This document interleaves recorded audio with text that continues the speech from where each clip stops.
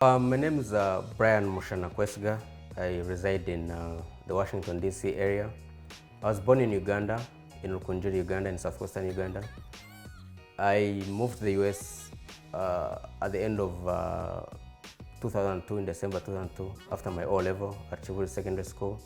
I finished my studies. I earned 2 degrees, a bachelor's in electrical engineering and bachelor's in international studies.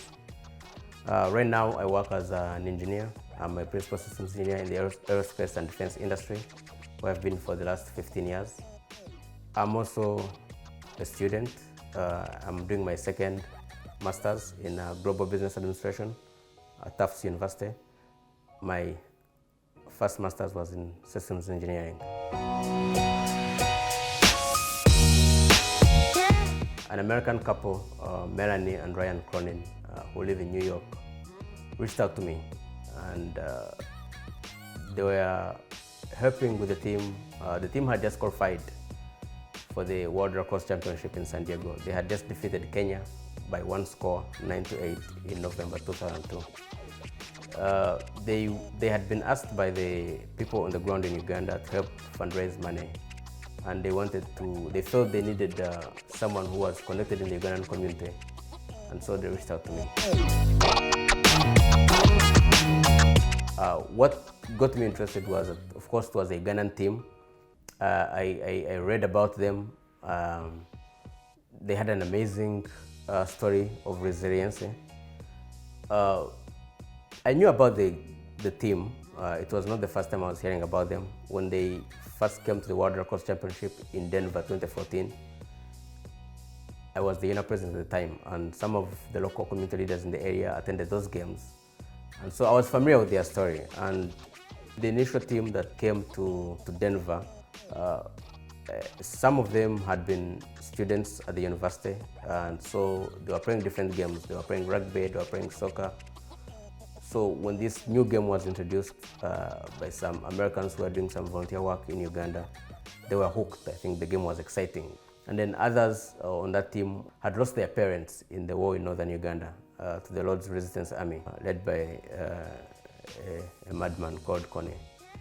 And then others, I think, had lost their parents through through that war, and then of course the HIV and AIDS pandemic that ravaged Uganda and the rest of sub-Saharan Africa. So the story was very inspiring, and I think sports naturally brings people together. So you have people who had lost parents through the HIV/AIDS pandemic. You had people who were escaping war and had come down to Kampala. Then you had students who were also living their lives, going to school, studying, all connecting around the game of lacrosse. When I was 8 years old, I lost my mother. And then I think when I was 11, my dad passed away too. I'm lucky that I had family members. I had uncles who were both able and willing to look after me. And then of course my sister who brought me to the US. So I think a part of me saw part of my story in them. If I had not been lucky enough to have a family that obviously loved me and looked after me after my parents passed away, I could have easily been one of those children.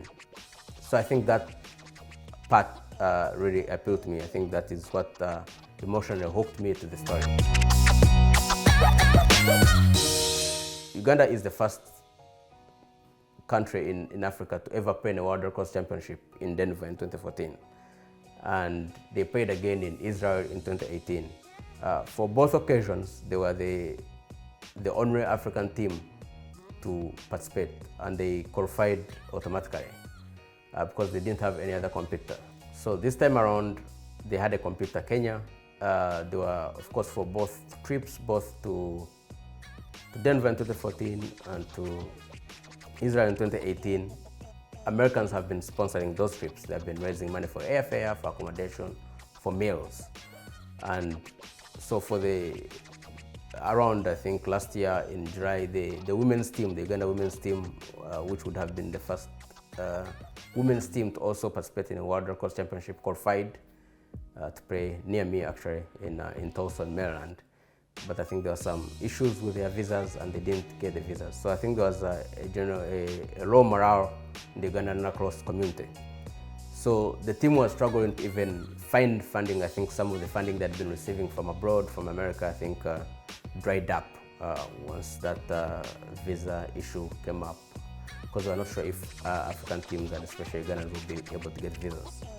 So when the team was struggling to get funding to Kenya, they reached out to family members and they were able to get money, but they had not practiced.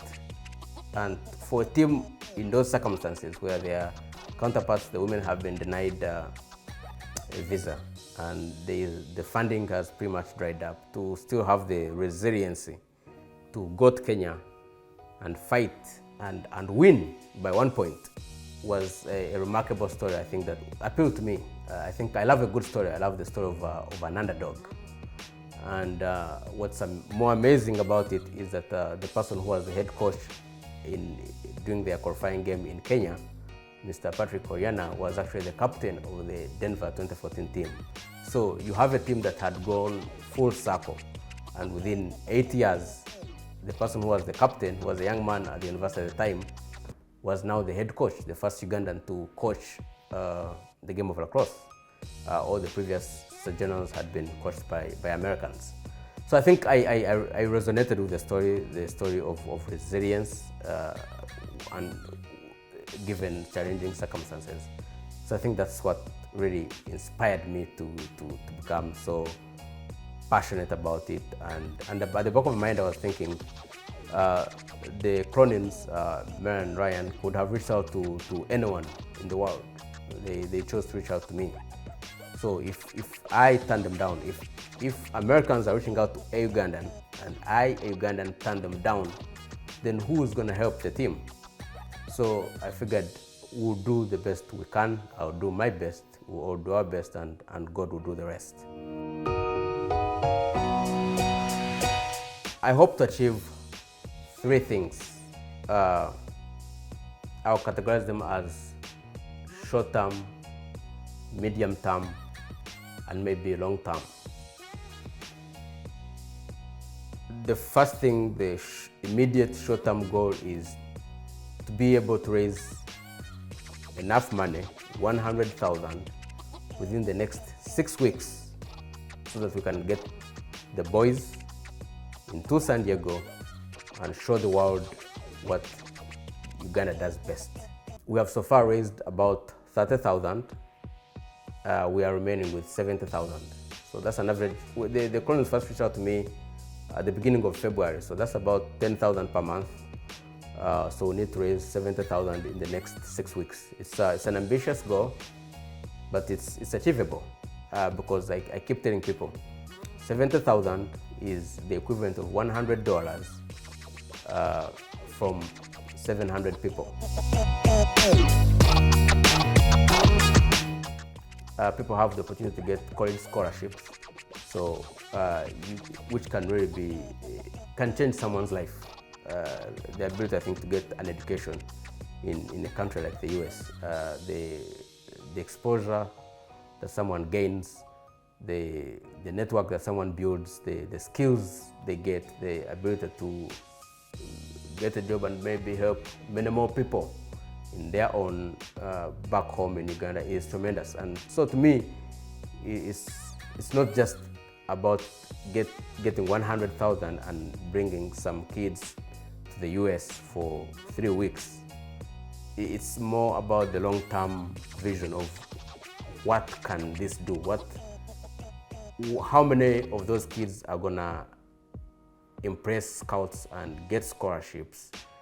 How is this opportunity gonna change their outlook on life? And how does this set Uganda up? How does this set up Uganda's sports scene for the future? Which brings me to the second point. I said the short term is raising those money so we can bring the kids here. The second midterm goal is World Lacrosse, the organization that governs lacrosse, is the equivalent of like FIFA for those who are into soccer. And World Lacrosse has been given a provisional membership by the International Olympic Committee. the goal is that in 5 years, in 2028, lacrosse will be played at the Summer Olympics which will be in Los Angeles, California. So we actually have a very real chance of having not just the game of lacrosse, but Uganda play at those Olympics. So imagine the kids who can get an opportunity now, be able to get scholarships, be able to play in elite lacrosse leagues, also have the chance to represent Uganda at the Olympics 5 years down the road. But the planning for that begins now. They're not going to be ready and be Olympic caliber athletes if we don't begin the planning now. And as they say, too much is given, much is expected. God has blessed us, let us give back. Which leads me to the third point of what I hope to accomplish, the long-term goal. Part of the fundraising that we've been doing has been through the World Lacrosse, and it's a 501c. So I think the long-term goal for Uganda Lacrosse is to be able to register them as a 501c status organization in the US. That way, for example, the money that I donated, the money that other people donated, if Uganda Lacrosse was registered in the US, for example, my employer would have doubled that money. So just imagine like the 15,000 we have raised on paper. If it was actually going to Uganda Lacrosse directly, that would have been 30,000. That's tremendous. So that is the long-term goal that I hope to accomplish. But in summary, 3 things. Let's get our boys down here at San Diego. Let's prepare Uganda for the Summer Olympics in 2028. Let's get a 501c status for Uganda Lacrosse. Those are the 3 major points that I hope to accomplish in this goal.